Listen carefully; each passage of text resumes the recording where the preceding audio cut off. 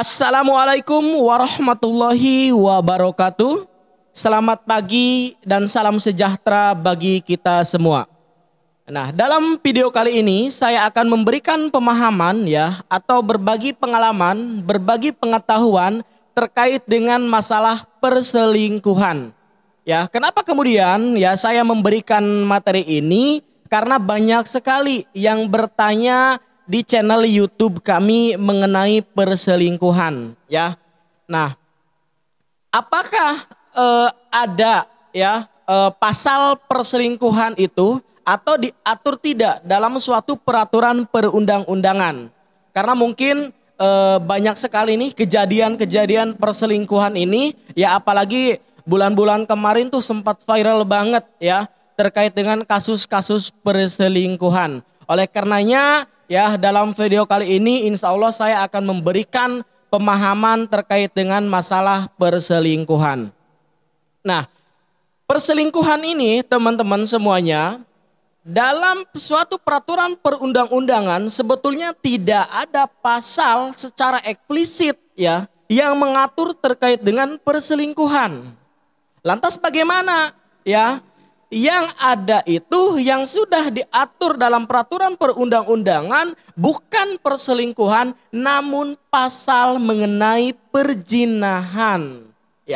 Nah, kalau perzinahan itu jelas sudah diatur dalam pasal 284 KUHP, Kitab Undang-Undang Hukum Pidana, Nah, konteksnya bagaimana? Nah, ketika memang kita bicara perzinahan, artinya salah satu pihak harus sudah punya istri atau suami, atau kedua-duanya itu sudah memiliki pasangan masing-masing.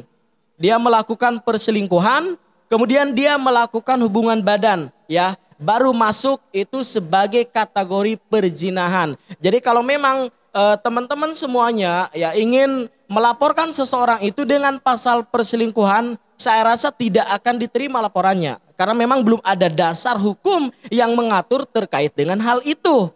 Apalagi kan di negara kita nih ada yang namanya asas legalitas.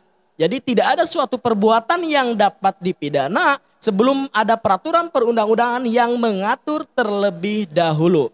Jadi kalau memang misalkan masih single nih dua-duanya tidak bisa kan.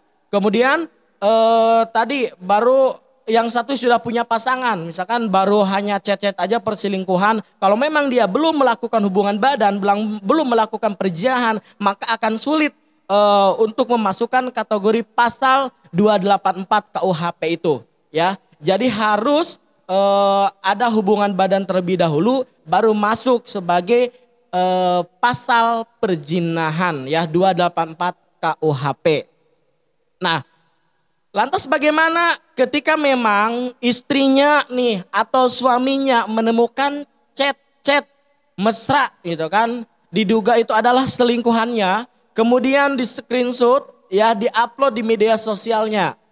Misalkan apakah kita yang mengupload itu bisa dikenakan pasal pencemaran nama baik atau tidak? Nah, itu timbul juga pertanyaan-pertanyaan seperti itu teman-teman semuanya. Nah, ketika terjadi hal seperti itu, maka kita masuk kepada Undang-Undang ITE. Nah, dalam Undang-Undang ITE itu kemudian juga ada surat kesepakatan bersama atau SKB itu yang menyatakan dalam pasal 27 ayat 3 terkait dengan pencemaran nama baik. Ketika kita mengupload suatu pendapat atau sesuatu kenyataan, maka itu bukan sebagai penghinaan. Itu tidak bisa dikategorikan sebagai pencemaran nama baik ketika sesuatu yang kita upload itu merupakan sesuatu kenyataan. Contohnya, misalkan ada chat-chat kemudian kita upload itu kan sesuatu kenyataan.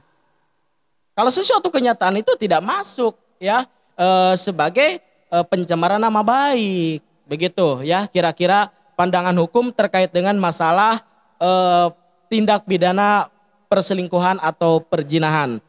Jadi kesimpulannya dalam pertanyaan-pertanyaan teman-teman terkait dengan masalah perselingkuhan ini, ketika seseorang itu bisa dijerat dengan hukum pidana ya atau pasal 284 itu ketika salah satu pihak atau dua-duanya ini sudah mempunyai pasangan masing-masing, kemudian dia berselingkuh dan melakukan suatu hubungan badan atau perzinahan.